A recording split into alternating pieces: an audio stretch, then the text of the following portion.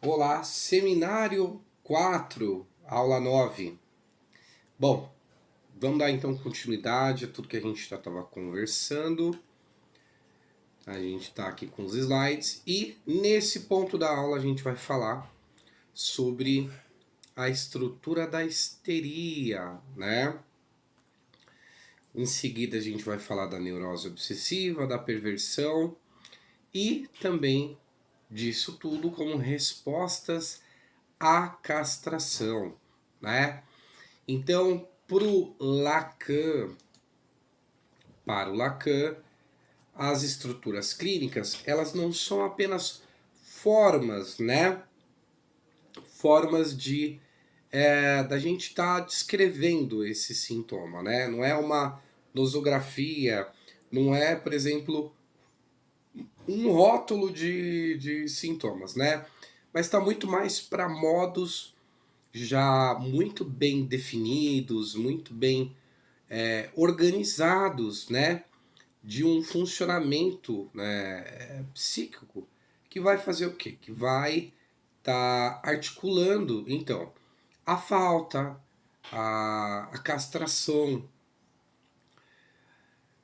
a castração em torno do falo, vai estar trazendo essa castração em torno do falo simbólico imaginário, né? Então você vê que a gente está com um discurso diferente aí, né? Então cada uma dessas estruturas, elas vão estar, né, respondendo então de uma forma a essa ideia de castração, né? E aí a gente, assim, de um modo bem simples, quando a gente fala dessa ideia de castração, a gente vai falando a essa percepção, né, de que algo falta no outro, né? Primeiramente na mãe, por exemplo, que são coisas que a gente já conversou lá atrás. Volta lá, qualquer coisa, e assiste as aulas anteriores, aula 1, aula 2, seminário 4. Então a gente está fazendo esse passeio aqui. Então, a própria ideia, né, de que a mãe, assim, ela não é uma pessoa completa, ela não tem, assim, tudo, né? Não tem tudo. E quando a gente fala que ela não é uma pessoa completa, não tem tudo, a gente está falando que ela não tem o falo. Então, essa própria ideia, a gente pode pensar o seguinte, que as estruturas, elas vão responder, né, diante disso, com um funcionamento que vai girar em torno do falo como uma experiência da falta, então, né? Então, essas estruturas vão estar girando em torno do falo, né? E da experiência da falta. Lembra disso, é muito importante para a gente estar entendendo a estrutura da histeria como uma resposta à castração. Então, Lacan ele vai explorar nesse seminário essas estruturas, né? Essas estruturas. E aí ele vai estar usando exemplos clínicos. Ele também vai trazendo as lógicas, né? Que cada, então para Lacan essas estruturas elas seguem a lógica, existem lógicas, né? Cada uma dessas estruturas. E o Lacan vai mostrar que a histeria, a neurose obsessiva, a própria perversão, elas no fundo são então maneiras de lidar com essa falta, né? Com essa percepção de que algo falta, né? E a estrutura vai responder com esse funcionamento, então, em torno dessa experiência da falta e do papel do falo, certo? Então vamos falar agora da. Vamos falar. Vamos falar da estrutura da histeria. Para falar da estrutura da histeria, a gente vai falar do caso da Dora, né? Então, por Lacan, né, lembrando que esse caso da Dora é um caso a Dora é uma paciente do Freud, né? E o Lacan vai fazer uma releitura desse caso, né? Então, por Lacan, a histeria ela vai se organizar em torno de uma questão que é muito importante, uma questão que é central aí, né? E qual é essa questão, né? A questão, no caso da histeria, é o que é ser mulher. Isso aparece na histeria, essa questão central. O que é ser mulher? E aí a Dora, por isso que o Lacan vai usar o caso da Dora, porque o caso da Dora representa bem essa questão central no qual a histeria se encontra, né? A Dora, segundo Lacan, é uma mulher que não sabe, é uma pessoa, ela não sabe o que significa ser uma mulher. E ela, além de não saber o que significa ser uma mulher, ela fica sempre tentando entender isso, né? O que é ser uma mulher, né? Então, resumindo a nossa conversa até aqui, né? A histeria, ela é uma estrutura clínica. O sujeito ele vai viver em busca de tentar entender, de tentar encontrar essa resposta para a pergunta, né? O que é ser uma mulher, né? Então, Lacan vai colocar dessa forma. Bom, o Lacan também vai falar que a estrutura histérica é uma estrutura, né, metafórica, certo? O que é uma estrutura metafórica? Essa estrutura. Por que a estrutura histérica é uma estrutura metafórica? Bom, na estrutura metafórica, nós temos o quê? Um significante, que é um sintoma. Presta bem atenção, ó. Um significante, que é um sintoma, né? Ele vai vir o quê? A substituir outro significante, né? Que é o recalcado, que é justamente a questão da feminilidade, né? Que a gente falou anteriormente. Então, é um significante, né? Na forma de um sintoma, que é um significante que vai substituir um outro significante, né? Que é um significante recalcado, né? E aí, no caso da Dora, ele aparece como essa questão da feminilidade, né? E aí, isso tudo acontece por quê? Porque há o que acontece com essa substituição de significante? Acontece que cria-se um novo sentido, né? Então, a Dora ela não sabe o que significa ser uma mulher, vive tentando entender isso, mas como ela não consegue enfrentar essa questão de uma maneira, confrontar-se com essa questão diretamente, ela então reprime esse conflito. Então, quando a gente fala que tem dois significantes, né? Um significante na forma de um sintoma e um outro significante que é o que vai substituir um outro significante, que é o significante recalcado, a gente está falando disso, que existe uma questão que ela não consegue lidar diretamente e então essa questão ela é reprimida, né? Esse conflito ele é reprimido.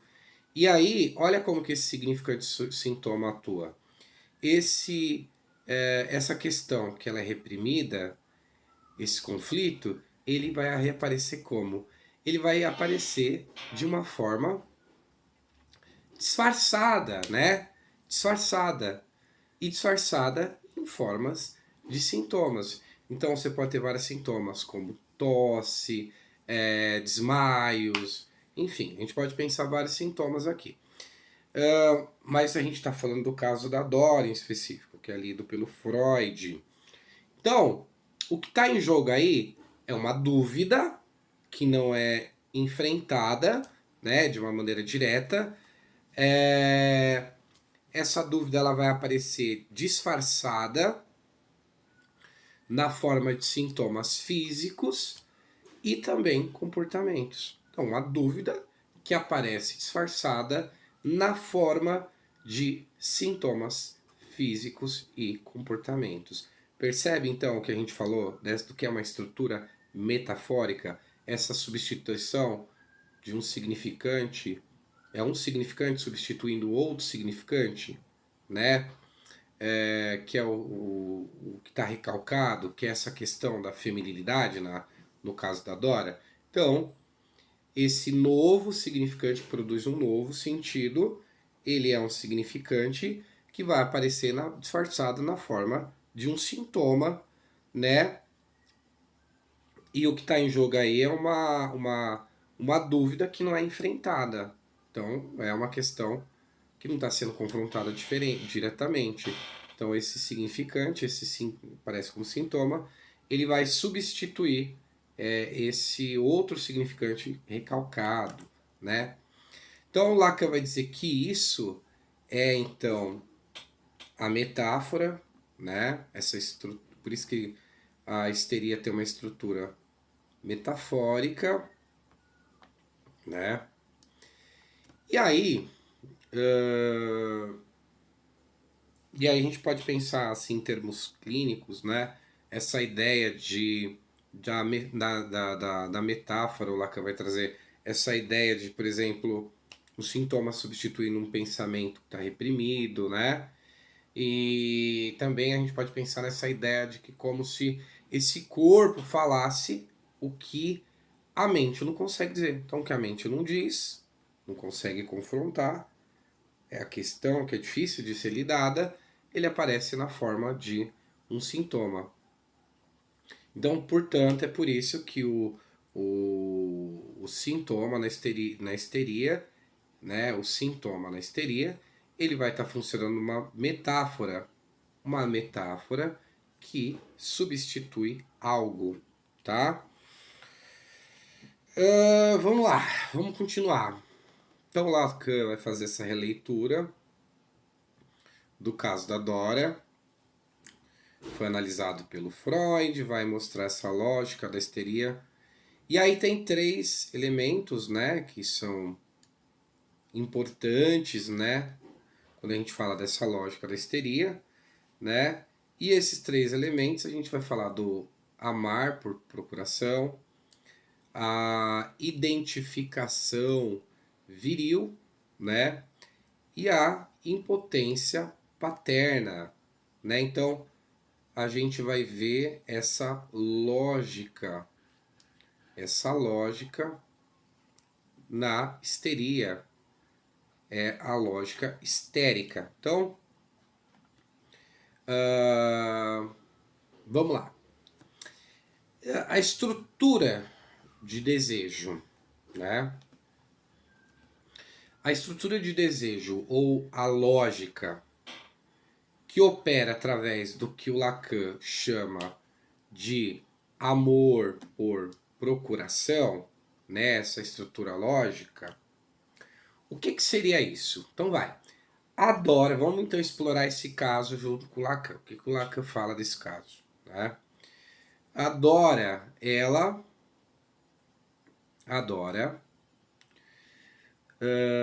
ela vai se identificar com o senhor K, certo? Um homem, o senhor K. Então ela vai fazer isso para poder se aproximar e amar através dele, através do senhor K, o seu verdadeiro objeto de interesse. E o Lacan vai falar que é um objeto de interesse homossexual, que é a senhora K. A senhora K. Então vamos lá. Então ela ama, então o que a gente está vendo aqui? Que ela ama por meio de outro, né? Esse outro, o Sr. K, que é que é um meio que a Dora, nessa dinâmica psíquica, foi encontrado para Dora, né? Para ela amar o seu verdadeiro objeto, né? Então essa dinâmica é o que o Lacan vai chamar de amor por procuração. esse elemento, um desses elementos que estão envolvidos nessa lógica da estrutura histérica. Então, isso é amar por procuração. Então, tem um ponto assim bem interessante aqui, né? Que aparece na clínica em determinados casos, por exemplo, a gente pode dizer então que, por exemplo, um paciente, né, que está ocupando uma posição histérica, esse paciente que está ocupando uma posição histérica, ele vai ocupar essa posição histérica quando houver essa dinâmica, identificação com, no caso, por exemplo, com o pai, buscar o falo, né, evitar a castração na mãe e sofrer por não saber o que é ser mulher. Então, esses elementos estão envolvidos numa posição histérica. Quando a gente está falando da clínica, quando a gente fala de uma posição histérica, a gente tem esses elementos em jogo, né? Nesse quadro. Então, Lacan ele vai falar do famoso esquema do, acho que pronuncia assim, falar do quatur, né? Quatur, né? Então, lá que ele vai estar analisando essa posição da Dora, então dentro de um grupo de 4 pessoas, né? O pai da Dora, então esse que quando eu falo desse quatur, tá falando assim, o pai da Dora, o senhor K, a senhora K, e a própria Dora. E isso que vai revelar então essa complexa posição histérica. E aí, voltando então àquilo que a gente já disse, a gente tem um pai que é nessa posição histérica complexa. A gente tem um pai que é impotente, né? Adora que ela se identifica com esse pai impotente e essa identificação que vai permitir que o desejo, que ela sustente então o seu desejo, né? Ela sustente então esse seu desejo e ela vai questionar o enigma, né, da feminilidade que é encarnado, segundo Lacan, na senhora K. Então o pai da Dora que é impotente, ou seja, não sustenta o desejo, né? Não ocupa bem essa função paterna. A Dora ela vai se identificar com essa impotência e quando ela faz isso, ela tenta o quê? Sustentar o seu próprio desejo, né? E ela vai projetar, então, na senhora K, o mistério da feminilidade que ela mesma não consegue perceber. Aliás, que ela não consegue entender. Entendeu a dinâmica, né? Potência do pai, aí é um elemento chave dessa dinâmica, porque tem uma falha de uma função aí, né? Em sustentar o desejo que lança Dora nessa busca, então, por substitutos. Então, é essa falha nessa função. E aí o sintoma histérico, que é uma metáfora, né? Uma mensagem, a gente pode dizer uma mensagem cifrada, né? Por que é uma mensagem cifrada e é uma metáfora? Porque ele fala sobre a verdade da posição da Dora, da posição da Dora em relação, aliás, a posição da Dora no desejo do outro. Por isso que o sintoma histérico é uma metáfora, né? E aí quando a gente fala de metáfora, a gente está falando de uma mensagem cifrada, porque está revelando essa verdade sobre essa posição do desejo da Dora no desejo do outro. Então, a histeria ela mantém o desejo como insatisfeito, transforma em uma pergunta sobre o ser, né? O sintoma histérico, né? O sintoma histérico. Lembra que a gente falou da tosse, do desmaio, por exemplo? O sintoma histérico, ele atua como um código, né? Um código. Por quê? Porque ele vai revelar de forma indireta a verdade sobre o desejo da Dora. Ele vai revelar de forma indireta a verdade sobre o desejo da Dora. Então, nesse caso, assim, ela não quer resolver, pensando assim, de uma forma mais prática, ela não quer resolver o desejo dela, quer manter esse desejo em aberto, né? Como uma pergunta sem resposta. Então ela mantém, ela não quer resolver ou lidar com esse desejo, ela não quer lidar com esse desejo, ela quer manter em aberto esse desejo, como acontece numa pergunta sem resposta. Interessante, né? Então a histeria ela transforma o desejo transforma o desejo em uma questão do ser. E essa questão é: quem sou eu para o outro, né? E aí, quando o Lacan fala do que é ser uma mulher, ele está falando disso. O que eu, ou quem eu sou para o outro. O que é essa mulher? O que ela deseja? O que eu sou para esse outro? Ou quem sou eu para o outro? Então, é isso. É isso. E aí a gente pode falar também um pouquinho sobre a ideia da histeria, né? De um homem poder ou não ocupar essa posição histérica. E aí a gente vai deixar para aula 10, que a gente vai traçar mais um caminho aí para poder responder a esse discurso. O homem pode ocupar uma posição histérica, né? Tá bom? Até a próxima aula, aula 10. Um abraço. Tchau!